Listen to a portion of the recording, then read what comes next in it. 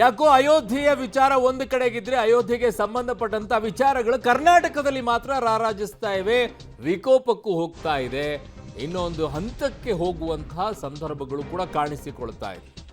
ಕೆಲವೊಂದಿಷ್ಟು ಹೇಳಿಕೆಗಳು, ಕೆಲವೊಂದಿಷ್ಟು ಘಟನೆಗಳು, ಕೆಲವೊಂದಿಷ್ಟು ನಡೆದುಕೊಳ್ತಾ ಇರುವಂತ ರೀತಿಗಳು ಕಾಕತಾಳೀಯವೋ ಅಥವಾ ಬೇಕು ಅಂತಾನೆ ಬಂದು ತಲುಪ್ತಾ ಇದೆಯೋ ಗೊತ್ತಿಲ್ಲ. ಒಂದು ಕೇಸ್ ಹುಬ್ಬಳ್ಳಿಯಲ್ಲಿ ಆಗ ಆಗಿರೋ 92ರಲ್ಲಿ, ಅದಾದ ನಂತರ ಈಗ ಅದನ್ನ ರೀಓಪನ್ ಮಾಡಿದರೆ ಅದಕ್ಕೆ ಬಿಜೆಪಿಯವರು ಜೋರಾಗಿ ಇವತ್ತು ಪ್ರತಿಭಟನೆಗಳನ್ನು ಹುಬ್ಬಳ್ಳಿಯಲ್ಲೂ ಕೂಡ ಮಾಡಿದ್ದಾರೆ, ಬೆಂಗಳೂರಿನಲ್ಲೂ ಕೂಡ ಮಾಡಿದ್ದಾರೆ, ಎಲ್ಲ ಜಿಲ್ಲೆಗಳಲ್ಲೂ ಕೂಡ ಪ್ರತಿಭಟನೆಯನ್ನ ಮಾಡಿದ್ದಾರೆ. ಆದರೆ ಹುಬ್ಬಳ್ಳಿಯಾಗಿರುವಂತ ಈ ಕೇಸು ಅನೇಕ ತಿರುವುಗಳನ್ನ ಪಡ್ಕೊಳ್ಳುತ್ತಾ ಇದೆ. ರಾಮ ಮಂದಿರ ಉದ್ಘಾಟನೆ ಸನಿಹದಲ್ಲೇ ರಾಜಕೀಯ ರಾದ್ಧಾಂತ ಈಗ ಜೋರಾಗ್ತಾ ಇದೆ.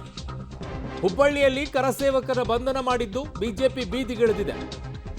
ಪೊಲೀಸ್ ಠಾಣೆಗೆ ಮುತ್ತಿಗೆ ಹಾಕೋಕೆ ಯತ್ನ ಮಾಡಿದ್ರು, ಬಿಜೆಪಿ ನಾಯಕರನ್ನ ಬಂಧಿಸಿದ್ರು. ರಾಮ ಮಂದಿರ ವಿಚಾರದಲ್ಲಿ ಬಿಜೆಪಿ ಕೈಗೆ ಬೆತ್ತವನ್ನ ಕಾಂಗ್ರೆಸ್ ಕೊಡ್ತಾ ಗೊತ್ತಿಲ್ಲ. ಕ್ರಿಮಿನಲ್ ಆರೋಪಿ ಪರ ಬಿಜೆಪಿ ಅಂತ ಕಾಂಗ್ರೆಸ್ ಕೌಂಟರ್ ಅನ್ನ ಕೊಡ್ತಾ ಇದೆ. ಸೊ ರಾಮ ಮಂದಿರ ಉದ್ಘಾಟನೆ ಸನಿಹದಲ್ಲೇ ಇರುವಂತ ಸಂದರ್ಭದಲ್ಲಿ ರಾಜಕೀಯ ರಾದ್ಧಾಂತ ಆಗ್ತಾ ಇದೆ. ಈಗ ಅದನ್ನ ಏನೇ ತಿಪ್ಪೆ ಸಾರಿಸುವಂತ ಪ್ರಯತ್ನ ಮಾಡಿದ್ರು ಕೂಡ ಈಗ ಯಾವ ಹಂತಕ್ಕೆ ಹೋಗುತ್ತೆ ಅಂತಂದ್ರೆ ಅದು ಕಾಂಗ್ರೆಸ್ನವರು ಉದ್ದೇಶಪೂರ್ವಕವಾಗಿ ಈ ಸಂದರ್ಭದಲ್ಲಿ ಇವರನ್ನ ಒಳಗಾಕಿದ್ದಾರೆ ಅನ್ನೋ, ಅದರಿಂದ ಆಚೆ ಬರೋಕ್ಕೆ ತುಂಬಾ ಕಷ್ಟ, ಬಹಳ ಕಷ್ಟ. ಅದನ್ನ ತುಂಬಾ ಪ್ರಯತ್ನ ಪಡ್ತಾ ಇದೆ ಕಾಂಗ್ರೆಸ್ಸು. ಆರಂಭದಲ್ಲೇ ಈ ಪ್ರಯತ್ನ ಮಾಡಿದ್ರೆ ಈ ರೀತಿ ಆಗ್ತಾ ಇತ್ತೋ ಇಲ್ಲೋ ಗೊತ್ತಿಲ್ಲ, ಆದರೆ ಈಗ ಪ್ರಯತ್ನವನ್ನು ಶುರು ಮಾಡಿಕೊಂಡಿದೆ ಕಾಂಗ್ರೆಸ್ಸು. ಎಷ್ಟರ ಮಟ್ಟಿಗೆ ಯಶಸ್ವಿ ಆಗುತ್ತೆ ಗೊತ್ತಿಲ್ಲ.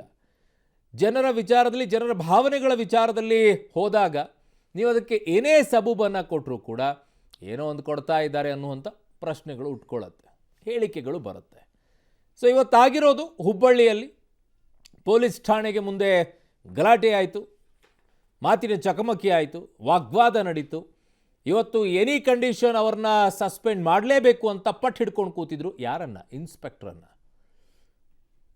ಸೊ ಏನು ಮಾತನಾಡಿದ್ದಾರೆ ಅನ್ನೋದನ್ನ ನೋಡ್ಬಿಡೋಣ. 8 ಗಂಟೆಗಳ ಒಂದು ಗಡುವನ್ನು ಇವತ್ತು ರಾಜ್ಯ ಸರ್ಕಾರಕ್ಕೆ ನೀಡ್ತಾ ಇದ್ದೇವೆ. ಇವತ್ತು ಶ್ರೀಕಾಂತ್ ಪೂಜಾರಿ ವಿರುದ್ಧ ಮನೆಗೆ ವಾಪಸ್ ಕಳಿಸ್ತಕ್ಕಂತ ಕೆಲಸ ಮಾಡಲಿಲ್ಲ ಅಂತ ಹೇಳಿದ್ರೆ ರಾಜ್ಯದ ಭಾರತೀಯ ಜನತಾ ಪಾರ್ಟಿ ಯುವ ಮೋರ್ಚಾ ವತಿಯಿಂದ ಹುಬ್ಬಳ್ಳಿಯಲ್ಲಿ ಆ ಪೊಲೀಸ್ ಠಾಣೆಯನ್ನ ಮುತ್ತಿಗೆ ಹಾಕ್ತಕ್ಕಂತ ಕೆಲಸ ನಮ್ಮ ಯುವ ಮೋರ್ಚಾ ಕಾರ್ಯಕರ್ತರು ಮಾಡೋರಿದ್ದಾರೆ. ಇನ್ಮೇಲೆ ಯಾವ್ಯಾವ ಹಿಂದೂ ಕಾರ್ಯಕರ್ತರ ಮೇಲೆ ಈ ತರ ಹಲ್ಲೆ ಮಾಡ್ತಾರೆ, ಜೈಲಿಗೆ ಹಾಕ್ತಾರೆ, ಅಲ್ಲೆಲ್ಲ ಹೋಗಿ ನಾವು ಪ್ರತಿಭಟನೆ ಮಾಡ್ತೀರಿ, ನ್ಯಾಯ ಕೊಡ್ತೀರಿ. ಯಾರು ಹಿಂದೂ ಕಾರ್ಯಕರ್ತರು ಭಯ ಬೀಳುವಂತ ಅವಶ್ಯಕತೆ ಇಲ್ಲ.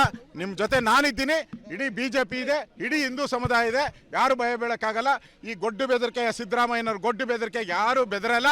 ಇಂಥ 100 ಸಿದ್ದರಾಮಯ್ಯ ಬಂದ್ರೂ ಎದುರಿಸುವಂತ ಶಕ್ತಿ ಹಿಂದೂಗಳಿಗಿದೆ. ಆ ಕೆಲಸವನ್ನ ನಾವು ಮಾಡೇ ಮಾಡ್ತೀರಿ. ಸುಪ್ರೀಂ ಕೋರ್ಟ್ ನಲ್ಲಿ ಶ್ರೀರಾಮ ಅಂತ ಹೇಳುವಂತ ಇಲ್ಲ ಅಂತ ಹೇಳುವಂತ ಅಫಿಡವಿಟ್ ಹಾಕಿದಂತ ಅತ್ಯಂತ ಕುಲಗೆಟ್ಟ ರಾಜನೀತಿ ಮಾಡುವಂತವರು ಕಾಂಗ್ರೆಸ್ಗರು ಅಂತ ನಾವು ನೋಡಿದ್ದೇವೆ. ಶ್ರೀರಾಮ ಸೇತು ಕಾಂಗ್ರೆಸ್ನ ಮಹಾನುಭಾವ ಒಬ್ಬ ಕೇಳಿದ, ಆ ಶ್ರೀರಾಮ ಸೇತುವನ್ನು ಕಟ್ಟಿದಂತ ಇಂಜಿನಿಯರು ಯಾವ ಇಂಜಿನಿಯರ್ ಕಾಲೇಜಲ್ಲಿ ಕಲ್ತದ್ದು ಅಂತ ಹೇಳಿ. ನಿಮ್ಮೆಲ್ರಿಗೂ ಒಂದು ಮಾತು ಹೇಳ್ತೀನಿ, ಇದು ಹೀಗೆ ಮುಂದುವರಿಯಕ್ಕೆ ಬಿಟ್ರೆ ಮುಂದಿನ ದಿನಗಳಲ್ಲಿ ಇನ್ನೂ ಬಹಳಷ್ಟು ಅನಾಹುತಗಳಿರ್ತವೆ. ಈಗಲಾದ್ರೂ ಎಲ್ಲ ಎಚ್ಚೆತ್ತುಕೊಂಡ್ರೆ ನಾವೆಲ್ಲರೂ ಸಹ ಈ ದೇಶನ ಒಟ್ಟಾಗಿ ನಡ್ಸ್ಕೊಂಡು ಹೋಗೋದಾಗಿರುತ್ತೆ. ನಮಗಿರೋದಿಷ್ಟೇ, ಅಯ್ಯೋ ರಾಮ ಅನ್ನೋ ಪರಿಸ್ಥಿತಿ. ಈ ಪರಿಸ್ಥಿತಿಗೆ ರಾಜ್ಯವನ್ನು ತಂದಿಡೋ ಪರಿಸ್ಥಿತಿ ಇದೆ. ಯಾಕೆ ಅಂದರೆ ರಾಮನ ಹೆಸರಿನಲ್ಲಿ ನಡೀತಾ ಇರುವಂಥ ಎಲ್ಲವೂ ಕೂಡ ರಾಮನ ಹೆಸರಿನಲ್ಲಿದೆ. ಒಂದು ಕಡೆಗೆ ಇಡೀ ದೇಶವೇ ಸಂಭ್ರಮಿಸಬೇಕಾದಂಥ ಸಂದರ್ಭ ಇದು, ಇಡೀ ದೇಶದಲ್ಲಿರುವಂಥ ಪ್ರತಿಯೊಬ್ಬರು ಕೂಡ ಧರ್ಮಾತೀತವಾಗಿ. ಆದರೆ ಹಂಗಾಗ್ತಿಲ್ಲ. ಬಂಧಿತ ಶ್ರೀಕಾಂತ್ ಪೂಜಾರಿಯ ಕ್ರೈಮ್ ಹಿಸ್ಟ್ರಿಯನ್ನು ಇವತ್ತು ಕಾಂಗ್ರೆಸ್ ತೆರೆದಿಟ್ಟಿದೆ. ಶ್ರೀಕಾಂತ್ ಪೂಜಾರಿಯ ಮೇಲೆ ಸಾರಾಯಿ, ಮಟ್ಕ, ಜೂಜಾಟದ ಕೇಸ್ಗಳೆಲ್ಲ ಇದೆ. ಇಂತಹ ವ್ಯಕ್ತಿಗೆ ಬೆಂಬಲ ಯಾಕೆ ಅಂತ ಕಾಂಗ್ರೆಸ್ ಪ್ರಶ್ನೆಯನ್ನ ಬಿಜೆಪಿಗೆ ಕೇಳ್ತಾ ಇದೆ. ಅಪರಾಧಿಗಳಿಗೆ ಜಾತಿ ಧರ್ಮದ ಎಲ್ಲ ಬಣ್ಣ ಹಚ್ಚಕ್ಕೆ ಹೋಗಬೇಡಿ ಅಂತ ಹೇಳಿ ಸಿದ್ದರಾಮಯ್ಯನವರು ಹೇಳ್ತಾ ಇದ್ದಾರೆ. ಸಿದ್ದರಾಮಯ್ಯನವರು ಅಪರಾಧಿಗೆ ಜಾತಿ ಬಣ್ಣ ಧರ್ಮದೆಲ್ಲ ಲೇಪನ ಹಾಕಬೇಡಿ ಅಂತೇಳಿ. Wow, very interesting. ಓಕೆ, ಅಕ್ರಮ ಸಾರಾಯಿ ಮಾರಾಟ ಕೇಸ್ಗಳ ಸಂಖ್ಯೆಯಲ್ಲಿ ನಂಬರ್ಸ್ಗಳನ್ನು ನೋಡ್ತಾ ಇದ್ರೆ 1998ರಿಂದ 2013 ಅವಧಿಯಲ್ಲಿ 9 ಕೇಸ್ ದಾಖಲಾಗಿದೆ. 98ರಿಂದ 2013ರವರೆಗೂ. ಇನ್ನು ಅಪಾಯಕಾರಿ ಶಸ್ತ್ರಾಸ್ತ್ರಗಳಿಂದ ಹಲ್ಲೆ 3 ಕೇಸ್ ಅವರ ಮೇಲೆ ಇರೋದು. ಅಪಾಯಕಾರಿ ಶಸ್ತ್ರಾಸ್ತ್ರಗಳಿಂದ ಹಲ್ಲೆ. ಹುಬ್ಬಳ್ಳಿ ಶಹರ ಠಾಣೆಯಲ್ಲಿ 3 ದೊಂಬಿ ಕೇಸ್ ಕೂಡ ದಾಖಲಾಗಿದೆ. ಬಹುತೇಕ ಇದರಲ್ಲಿ ಎಲ್ಲವೂ ಕೂಡ ಖುಲಾಸೆ ಆಗಿರೋದಿದೆ. ಒಂದಿಷ್ಟು ಕೇಸ್ಗಳು ಮಾತ್ರ ಉಳ್ಕೊಂಡಿದೆ. 92ರಲ್ಲಿ 2001ರಲ್ಲಿ ಮತ್ತು 2014ರಲ್ಲಿ ದೊಂಬಿ ಕೇಸ್ ಇರೋದು. ಅದು 92ರದ್ದು ಮಾತ್ರ ರಾಮ ಮಂದಿರದ ವಿಚಾರದಲ್ಲಿ ಆಗಿರೋದು. 2001, 2014ರಲ್ಲಿ 2002ರಲ್ಲಿ ಮಟ್ಕಾ ಜೂಜಾಟದ ಕೇಸ್ ದಾಖಲಾಗುತ್ತೆ.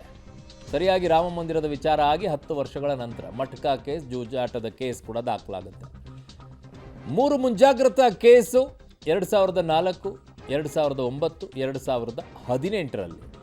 ಸೊ ಏನು ಮಾತನಾಡಿದ್ದಾರೆ ವಿಚಾರದಲ್ಲಿ ನೋಡ್ಬಿಡೋಣ. ಅವರು ಕರಸೇವಕ ಅಂತ ಎಲ್ಲೂ ಕೂಡ FIRನಲ್ಲಾಗಲಿ ಅಥವಾ ಬೇರೆ ಯಾವುದೇ ಇದರಲ್ಲಿ ಬಂದಿಲ್ಲ. ಅವರು ಒಬ್ಬ ಅಪರಾಧಿ ಸ್ಥಾನದಲ್ಲಿರ್ತಕ್ಕಂಥವನು.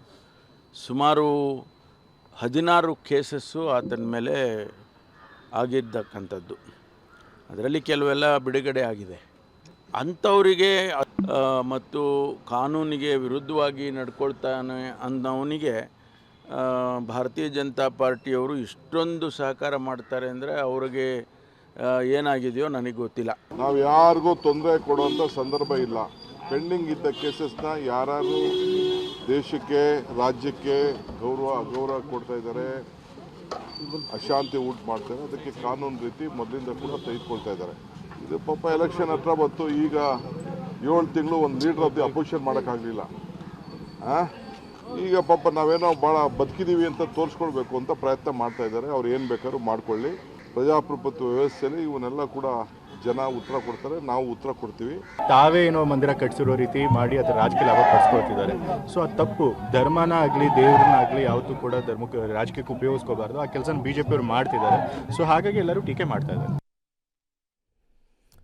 ಸೊ ಪೊಲೀಸ್ ಠಾಣೆಗೆ ಮುತ್ತಿಗೆ ಹಾಕುವಂತೆ ಯತ್ನ ಆಯಿತು. ಇವತ್ತು BJPಗರನ್ನು ಬಂಧನ ಮಾಡಿದ್ರು. ಎಲ್ಲವೂ ಕೂಡ ಈಗ ಚುನಾವಣೆ ಹತ್ತಿರ ಬರ್ತಾ ಇದ್ದಂಗೆ ಎಲ್ಲವೂ ಕೂಡ ರಾರಾಜಿಸ್ತಾ ಇದೆ. ರಾಮ ಮಂದಿರದ ವಿಚಾರದಲ್ಲಿ BJP ಕೈಗೆ ಕಾಂಗ್ರೆಸ್ ಬೆತ್ತ ಕೊಡ್ತಾ ಇಲ್ಲ ಏಟ್ ತಿಂತ ಗೊತ್ತಿಲ್ಲ ಏನಂತ ಹೇಳಿ.